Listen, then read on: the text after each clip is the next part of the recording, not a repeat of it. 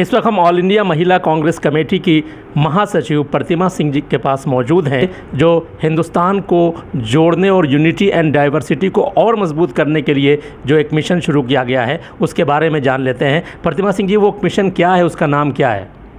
वो मिशन का नाम भारत जोड़ो आंदोलन है, क्योंकि गांधी जी ने कहा था भारत छोड़ो और हम कह रहे हैं भारत जोड़ो। भारत जोड़ो की आवश्यकता हम लोग को इसलिए पड़ी कि 3 दिन हम लोग लगातार चिंतन शिविर में उदयपुर में हम लोगों ने शिविर में सहभागिता की और 6 ग्रुपों में 450, 60, 80 लोगों को बांटा गया था। उसमें उस शिविर में मैं समझती हूँ कि हर स्तर का व्यक्ति था, युवा था, महिला थी, अनुभवी हमारे कांग्रेसी लोग भी थे, जो बहुत बड़े सीनियर लीडर्स हैं जो हमारे साथ चर्चा में भागीदारी करेंगे।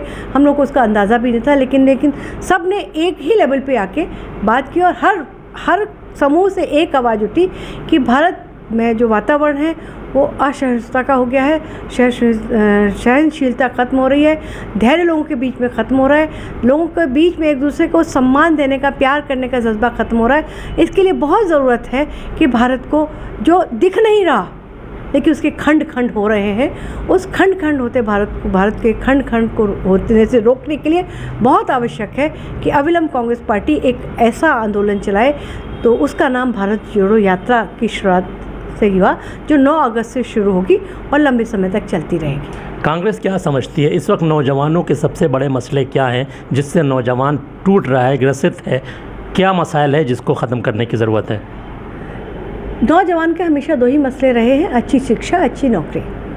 शिक्षा भी प्राइवेट इंस्टीट्यूशंस को छोड़ दीजिए तो आज की तारीख में जो IITs हैं उनकी फ़ीस बढ़ा दी गई है, नई IITs खोले नहीं जा रहे हैं और नए इंस्टीट्यूशन, प्राइवेट इंस्टीट्यूशंस तो हैं, वही उनके पास एक जरिया बना है पढ़ाई करने का और पढ़ाई करके वो अपने घर परिवार की बेशकीमती मेहनत की, माता पिता की कमाई को खर्च करके जब वो पढ़ाई करके लौटता है तो उसके पास रोज़गार नहीं होता। तो दूसरा उसका जो मुद्दा है वो रोज़गार है। हर युवा चाहता है कि जिस माँ बाप ने उसको पढ़ाया, लिखाया, पोसा और वो भी उनकी कुछ मदद करे, आगे हाथ बढ़ा के उनको अपने रोज़गार से उसकी सहायता करे, जो कर पाने में सक्षम है। तो युवा छटपटा रहा है बहुत तरीके से, भारत का युवा बहुत बुरी तरीके से उसमें छटपटाहट है। सरकारी नौकरियां तो बिल्कुल ही नहीं है। आज आप देखिए 2 दिन पहले रेलवे की नौकरियां 50% को ये कह दिया कि इनकी आवश्यकता ही नहीं है। जो जीवन रेखा, भारत की जीवन रेखा, life line Indian railway, Bharat rail को कहा जाता है, उस रेलवे में सालों साल से जो लोग नौकरी कर रहे थे उसमें 50% लोग किसी काम के ही नहीं थे। ये एक बहुत बड़ी विडंबना इन्होंने कही है जो बहुत हास्यास्पद है। सबसे अहम बात यह है कि आप जाहिर है कि बहुत एक्टिव पॉलिटिक्स आपने की है, एक अरसे से की है और कांग्रेस से जुड़ी रही हैं, बड़ी पॉजिटिव सकारात्मक आपकी पॉलिटिक्स रही है, लोगों की सेवा करना रहा है। तो महिलाओं के लिए कैसे काम करेंगी आप, उनको कैसे जोड़ेंगी कांग्रेस से? क्या काम ऐसा लेंगी कि 24 में महिलाएं कांग्रेस की तरफ आएँ और उनकी सरकार बनाएं? जब आप महिलाओं की बात करते हैं तो महिलाओं के मुद्दे भी 3-4 मुद्दे महत्वपूर्ण हैं। घर की महिला परिवार की धुरी होती है और जब वो महंगाई से टूटती है तो सारा परिवार उससे परेशान होता है। तो आज की तारीख में महंगाई महिला के लिए सबसे बड़ा मुद्दा है, सुरक्षा महिला का सबसे बड़ा मुद्दा है, शिक्षा भी महिला के लिए सबसे बड़ा मुद्दा है।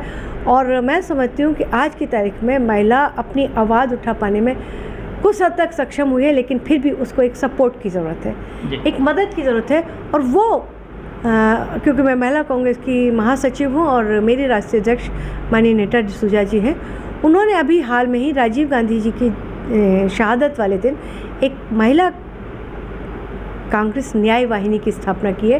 ये न्याय वाहिनी पूरे भारतवर्ष में काम करेगी और उन दबी, शोषित, कुचली महिलाओं की आवाज़ को उठा के न्याय दिलाने का काम करेगी। ये हमारा संगठन जिला स्तर तक जाएगा और उस संगठन में हम महिलाओं से जुड़ेंगे और प्रत्येक जनपद में एक वकील रहेगी, एक एडवोकेट रहेगी, जो निःशुल्क उनको न्याय दिलाने के लिए जो कानूनी सलाह है, विधिक सलाह निःशुल्क उपलब्ध कराएगी। मैं समझती हूँ कि महिलाओं से जुड़ने के लिए हमारे पास एक बहुत अच्छा जरिया है और हम इससे महिलाओं को कांग्रेस पार्टी की तरफ जोड़ने का प्रयास करेंगे। अभी कांग्रेस ने से भी राज्यसभा का इलेक्शन होने वाला है, हो रहा है। अभी कांग्रेस ने भी कुछ नाम उत्तर प्रदेश से तय किए हैं, ख़ासतौर से इमरान प्रतापगढ़ी का जो नाम है, अच्छे शायर हैं। उसके बावजूद क्या वजह है कि उनके नाम का विरोध हो रहा है? कौन लोग कर रहे हैं? मैं नहीं समझती हूँ कि कौन किसी को इसका विरोध करना चाहिए। इमरान प्रतापगढ़ी युवा हैं, अच्छे शायर हैं, मुखर वक्ता हैं और राज्यसभा के पटल पे वे पार्टी का के पक्ष को रख पाने में सक्षम भी हैं। उनके नाम का अगर कोई विरोध करता है तो मेरी समझ में नहीं आता है, या तो वो राज्यसभा की परंपरा को नहीं जानता और या वो कांग्रेस पार्टी के उस सिद्धांत को नहीं जानता जो युवा को हमेशा आगे बढ़ाने का काम करती है। और इमरान प्रतापगढ़ी का चेहरा युवा चेहरा है। इमरान प्रतापगढ़ी बहुत अच्छे शायर हैं। पहला भी इतिहास रहा है जब कांग्रेस पार्टी की तरफ से बाल कवि बैरागी जी, बेकल उत्साही जी राज्यसभा का प्रतिनिधित्व कर चुके हैं।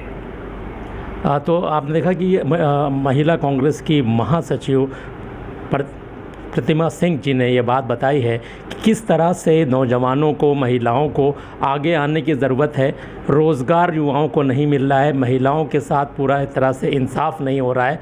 तो उदयपुर के चिंतन शिविर के बाद प्रतिमा सिंह जी एक बार इस तरह से काम करना फिर शुरू कर रही हैं। ज़ाहिर है कि आप काम करती रही हैं, लेकिन नए अंदाज में, नई ऊर्जा के साथ 24 में सत्ता में कांग्रेस को लाने के लिए नौजवानों को जोड़ने का, महिलाओं को जोड़ने का काम आपने शुरू कर दिया है। ये आने वाला वक्त बताएगा कि 24 में क्या कुछ बदलता है।